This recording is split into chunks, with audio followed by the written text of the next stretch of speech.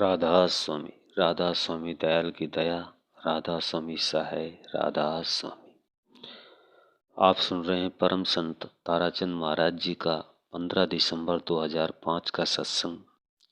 सो महाराज जी किस तरह से फरमाते हैं कि प्रेमियों, सत्संगियों, माताओं व बहनों, आज एक जीता जागता चिराग राधा स्वामी मती है, पर इसमें भी काफी सो गए हैं। सो कैसे सो गए? कोई तो सतलोक से आगे का पता नहीं देता है, कोई राधा स्वामी धाम का पता नहीं देता है, तो कोई 5 दुनियों का पता नहीं देता है। कोई सीधा राधा स्वामी नाम ही बता देता है, न वह स्थान बताता है और न ही मंजिल बताता है। कई ऐसे हो गए हैं जो इससे न्यारे हुए हैं, वे कुछ भी नहीं बताते, वर्णात्मक नाम बता देते हैं और कहते हैं कि तू मेरा चेला बन गया, अब तू मजे मार। अगर कोई ज्यादा कुछ कहे तो वे राधा स्वामी जी की साख सुना देते हैं। स्वामी जी महाराज ने लिखा है, तेरी चिंत्या में मन धारी, तू निश्चिंत रह प्यारी। ये बातें भी काफी लोग सुना देते हैं, कहते हैं कि तू डर मत। कबीर साहब ने भी लिखा है कि एक बार मेरी शरण में आ जाओ, मेरे शब्द को पकड़ लो, फिर मैं अपने आप ही ले जाऊंगा, कुछ भी करने की जरूरत नहीं है। पर कबीर साहब ने जो कही है, उन बातों को तो वे बेचारे समझे ही नहीं, क्या करे। उनको नाम तो मिल गया, पर उनका सुमरन भजन करना तो बंद है। सुमरन भजन किसका करोगे? ये तो गलत बातें हैं कि परमात्मा के अंदर ही रहते हैं और परमात्मा हमारे चारों तरफ रहते हैं, फिर हमें सुमरन भजन की किसका करना है? आप ये न सोच लेना कि आप पहले तो बता रहे थे कि किसी की निंदा न करना, पर आप खुद निंदा करते हो। नहीं, मैं निंदा नहीं करता हूं, मेरी जुबान से निंदा मेरे सत्संग में कभी भी नहीं आएगी, मेरी जुबान से, क्योंकि मैं एक परम संत का बेटा हूं। उन्होंने ये जरूर कहा था कि सच्ची बातें कहने का कोई दोष नहीं है। मैं कभी भी निंदा नहीं करूंगा, क्योंकि निंदा न तो स्वामी जी ने की, न हुजूर महाराज जी ने की, और न शिवरत लाल महाराज जी ने की, और न मेरे गुरु महाराज जी ने की।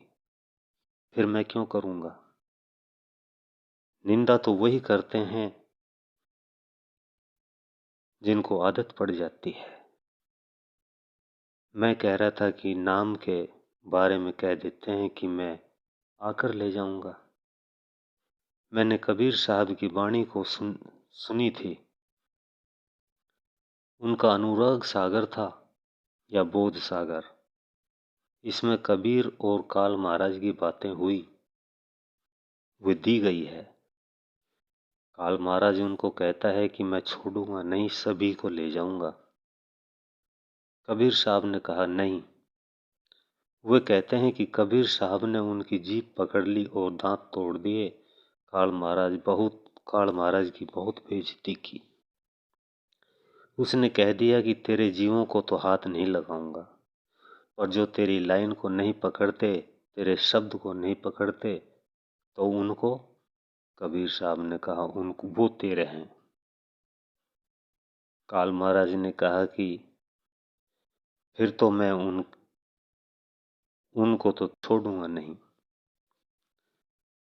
नाम तो कबीर साहब का लेते हैं, पर उनको न तो कबीर साहब के 10 प्रकार के शब्दों का पता है, और न ही उनके मंजिलों का पता है, और न ही काल से आगे गए हैं। फिर उनका क्या हाल होगा? कबीर साहब ने कहा कि वह तेरे हैं, पर जिन्हें मेरे शब्द का पता लग गया, उनके बारे में क्या करोगे? काल महाराज ने कहा कि उनको मैं अपने कंधे पर बैठाकर पार उतार दूंगा। सारी ज्यों की त्यों तो मुझे याद नहीं है, उन्हें सुनी हुई कई वर्ष हो गए। आज मुझे ये बात याद आ गई। यही स्वामी जी महाराज की बातें हैं। स्वामी जी महाराज ने भी यही कहा है। ये शब्द कई प्रकार गाया करते थे।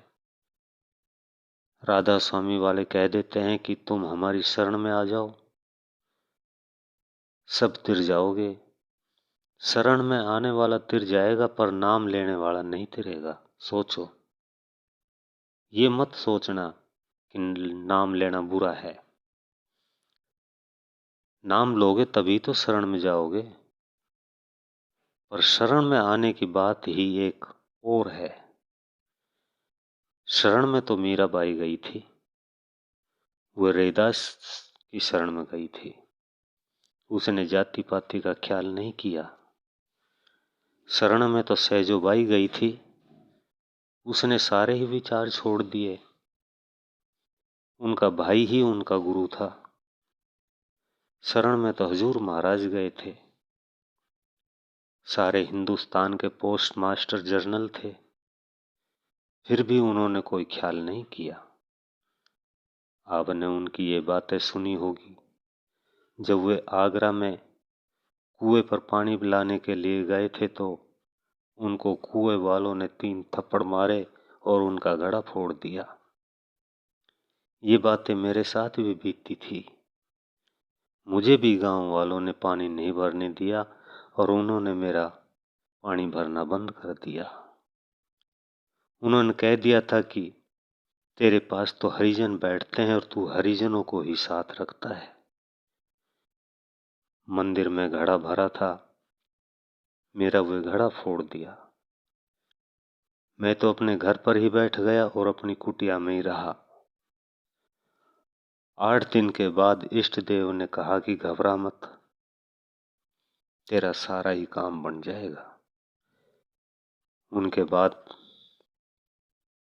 मैंने घड़ा नहीं उठाया। थोड़े दिन के बाद में एक कुआं बना लिया। वहां खारा पानी था, पर जब कुआं बनाया तो मीठा पानी निकल आया। कुआं बना, फिर छोटा सा आश्रम बन गया। फिर दूसरी और जगह ले ली, वहां बड़ा आश्रम बन गया। इंसान क्या कुछ नहीं कर सकता है, हिम्मत रखनी चाहिए, सतगुरु का सहारा रखना चाहिए।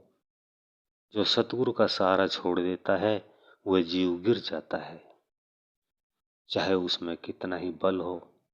आपने सुना होगा, अभी आप सुन रहे थे परम संत ताराचंद महाराज जी का ये सत्संग।